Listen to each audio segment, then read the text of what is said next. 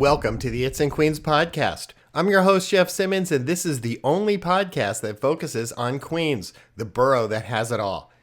This time of year, as the colder weather sets in, Queens comes alive with festive holiday events, cultural celebrations, and plenty to do to get you into the spirit of the season. I'm already in that. I already did my holiday cards, believe it or not. Whether you're out enjoying the dazzling Christmas lights, popping into local holiday markets, or finding cozy spots for friends and family gatherings, Queens offers an abundance of ways to celebrate and create new memories. Wishing everyone a happy and warm Thanksgiving week. Well, I want to use that word warm because, well, it's been a little cold lately. Growing up, I always loved trying new hobbies, but art was something truly special to me. I remember spending hours painting, sculpting pottery, even dabbling with musical instruments. Arts and culture have always been a big part of my life, offering a way to express myself and connect with the world around me. Today, Queens is rich with opportunities to enjoy arts and culture, from galleries to live performances and community workshops. But what if you want to go beyond being an audience member and actually become an artist? Or maybe you want to explore your creative side, just like I did as a kid. That brings me to this week's guest, Amy Simon, founder of Allure Art Academy, located right here in Queens. Amy is not only an artist and educator, but also an activist and curator dedicated to nurturing creativity and artistic talents in our community. Through her academy and studio, she hosts paint events, pottery classes, and offers a welcoming space for all to explore their artistic potential. Let's talk with Amy and learn more about Allure Art Academy, her journey, and how the Academy supports artists of all ages in Queens. We go. Amy Simon, welcome to the It's in Queens podcast. Thank you for having me, Jeff. I'm excited to be here. So, you've described yourself as a self-taught artist who began painting at the age of 11. Yet you spent many years teaching elementary school. What was the moment you realized you wanted to transition from teaching to making art as your full-time mission? Well, I became a teacher and I still liked doing art on the side. I would go to different paint classes or sip and paints. And I realized they were all outside of my area. I'd always have to go to Harlem or go to Brooklyn. I actually live in St. Albans, Queens, so in Jamaica. And I was coming home an hour, having to travel an hour from going to something like that. And then I just started to realize that there was a need in my immediate community for art and for spaces to do art. So I started to just become more connected with the art world, following more artists, and then eventually people having me in their art shows, and it just kind of led on from there. And what was the inspiration behind opening Allure Art Academy in Queens? How did your upbringing shape that vision? Well, I loved to do art growing up, and I never had a space to go do it. My mom put me in piano lessons, she put me in dance, she put me in all these other creative forms, but I really liked to paint. So, Allure Art Academy is really a birth of what I wanted growing up, a place to do art and to feel comfortable and safe to tap into my creativity in my own way. Let me just throw out what do you love about art? I grew up where I was in pottery, I was in painting classes, drawing classes, and I loved it. I never pursued it, and I actually missed that. But what was it? What does it mean to you to be able to be an artist? Yeah, I mean, I truly believe everyone is an artist in some form, right? When you cook, you're coming up with a creative meal, you're doing it your way. When you design your apartment or how you dress or like anything that you do, everyone taps into like something creative in some type of way. So I love that art is just a way to really make you feel authentically yourself because art is not about copying anybody, it's about being an individual. So it's really the only thing we can do that really has no yes or no answer is just you and being authentic to whatever you think it is, what art is from your own soul. So I love everything about helping people to discover what that could be for them.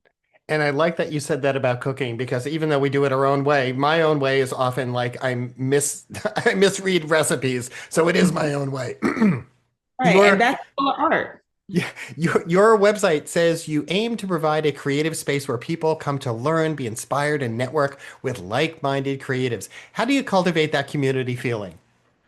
So we have something called We Create Wednesdays, which is like an open studio co-working space. So some artists come there and create their own pieces of artwork. Maybe they bring their own materials, or they can use the materials that we have in the space. And we just foster like questions based off of different things that artists and creatives are working through, whether that's mental health or marketing or branding, or like pushing past creative blocks. So it's a really awesome time for people to just connect and talk and then get back into the creative energy, because sometimes at home, when you're trying to create or work on something, it's so much going on that you can't focus. And we talked about Wednesdays, but you offer a variety of programs. How do you balance running such diverse offerings, and what is your favorite type of event or class? hmm. Well, first, in terms of balance, I try to outline each day of my week with what I'm going to do at the studio and what we're going to focus on. And I try not to jumble too many things in one day. And then even when it comes to planning, I think about like what are some different events that people want to do. My favorite events, I think, have to do with the kids. I love read alouds, and that's from me being a teacher. And I'd always find a read aloud book that has a really cool concept. And then I try to come up with a painting or art activity that connects to the book. So if we're reading a book about a girl that likes to reach for the moon, we're going to paint the moon and you're going to tell me, what are you reaching for? So I love just bridging the gap between literacy and art, especially. And then having students just feel a place to feel comfortable, like as a kid, to be able to do some art outside of school. You handle this much better than I did when I was a camp counselor in charge of the art class with the young kids. Yours is much more structured than mine. So kudos to Yeah. you. You are an artist, entrepreneur. You wear multiple hats: educator, painter, activist, curator. What's been the biggest challenge of juggling these multiple roles, and what helps you stay grounded? Hmm.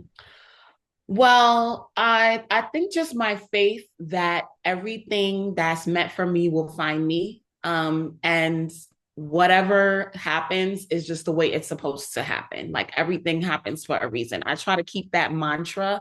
I have a good planner system in place, and I have a therapist as well. So I think all those things help to kind of keep me grounded.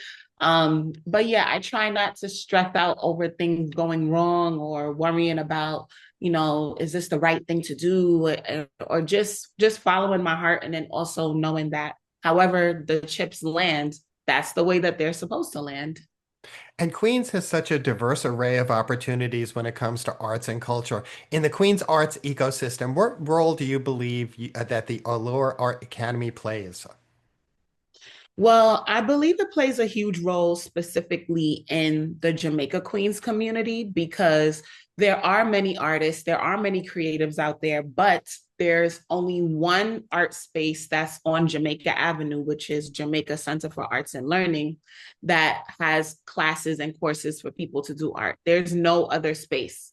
We have many gyms, you have many restaurants, you have so many other things, but art space is not there. So Allure Art Academy is that space for the community, the creative hub for people to come together to learn and to just try different things and discover who they really are and feel confident to just tap into whatever it is that they want to do creatively. And I want to build on that word discover because you've curated art shows and provided platforms for other artists to discover. What criteria do you use when selecting artists and themes for the shows? Yeah, so for the shows, I kind of go based off of what's happening for the month. So, for example, for Women's History Month, we may do a show with all women artists, or for Caribbean Heritage Month, all Caribbean artists. We have an art show actually coming up next Saturday that is all Caribbean artists to raise money and awareness of the devastation that happened in Jamaica. And all the proceeds are going to be going to funding barrels to send out to those victims of the Hurricane Melissa out there. So, in terms of criteria, I think as long as you're an artist in Queens and as long as you kind of fit whatever the theme is, then we kind of just go with it. And let's look ahead. What are your growth plans for Allure Art Academy? What else is on the horizon? Well, I focus a lot on kids' classes, but I'd love to explore and expand more with adults classes. So, oil painting or drawing and painting class for adults, or even like you mentioned, pottery or sculpture, candle making, all types of things. And I've been working with different artists who I'm training them in order to teach them how to have their own class and host their own events at the studio. So I'd like it to be a space that's not just for me to teach classes, but for anybody that wants to rent the space and get some mentorship from me about how to teach your own class, host your own class. And so I also see the academy just connecting with even more schools, because I also push into different schools and do mobile paint experiences for the community. So I'd like to get more partnerships and contracts with schools or different organizations or, corporations. Yeah, and ideally maybe open up another location one day. I'd love to. So yeah, lots of big plans for Allure in the future. Well, and if anyone who's listening wants to get in touch with you to rent the space, to be part of a program also to support you, where should they go? So you can go to Instagram at Allure Art Academy. And the word allure, I chose that word because it just means like people being drawn into you and what you do. And everybody's art is alluring. It should bring people into you because it's authentically you. Right. So you can go to Allure Art Academy on Instagram. You can also go to Allure Art Academy online. We have a website. I have a Facebook page also for Allure Art Academy, or you could come visit us. We're on Linden and 188th Street in Jamaica, Queens. So the full address will be on the website, and you can get in touch in any one of those ways. And if you want to inquire about any classes, you can always go on the website, and we have an event calendar there that has all the information. Or if you want to use the space or have your own private event, you could submit an inquiry from the website as well. Amy Simon, what a pleasure to talk with you. Thank you so much for appearing here on the It's in Queens podcast. Thank you for having me. Have an amazing day. I want to thank Amy for sharing her inspiring story and offering such an incredible resource to the community. After our conversation, it is clear that whether you're just starting out or looking to deepen your skills, places like Allure Art Academy make arts education accessible and vibrant right here in Queens. And just a little more about that event she mentioned on Saturday, November 29th. It goes from noon until 4 p.m. and it's at 188-09 Linden Boulevard at the Academy. You can pay to enter, or you could donate when you get there. So as the holidays approach and our calendars fill up with celebrations, remember to take a moment to experience all that this borough has to offer. From cultural events to festive gatherings, Queens is bustling with opportunities to connect and to celebrate. And that brings me to Rob Mackay from the Queens Economic Development Corporation and Queens Tourism Council, which sponsors this podcast each week. Rob highlights some of the more exciting events that are happening that are just around the corner every week. Let's get to his report. Hello, Jeffrey. We got big Thanksgiving on Thursday, but the next day, Christmas in Colombia, or maybe I should say Navidad in Colombia, starts at Thalia Spanish Theater in Sunnyside. And it's going to run from Friday, November 28th to Sunday, December 21st. Shows, matinees on Sundays, 8 o'clock shows on Fridays and Saturdays. It is an unbelievable spectacular during which dancers and singers from the Mestizo Art Center and another woman named Maria Escobar. Basically, they perform traditional Colombian folklore songs and dances. So it's going to have great colors, great music, great dancing, and of course, respect for baby Jesus. So Telia Spanish Theater is located on Greenpoint Avenue. It is the only, it's the only Spanish theater in the borough, not in New York City. But this show is absolutely spectacular. Can't recommend it enough. Yes, it's in Spanish, but it's also very easy to understand, and they put translations, or what they call, I think, superlations, up on the screen. All right, thank you. Thank you, Rob, for another great roundup. So as you plan your holiday season, make sure to explore these events and enjoy the unique spirit of our borough. Whether it's art or music or food or festive fun, this borough truly has something for everyone during this magical time of the year. Now remember, the place to go to discover and explore everything that's on the horizon, well, it's so easy to remember. It's at the It's in Queens website at itsinqueens.com. And if you're interested in more business-related news, head right over to the QEDC's website at queensny.org. And when you're there, or when you visit the It's in Queens website, take a moment, sign up for their newsletters.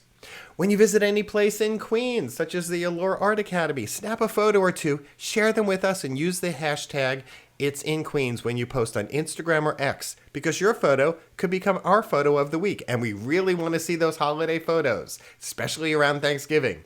I'm Jeff Simmons, and that's it for this week's It's in Queens podcast. Stay warm, enjoy the holiday, and keep discovering all that Queens offers.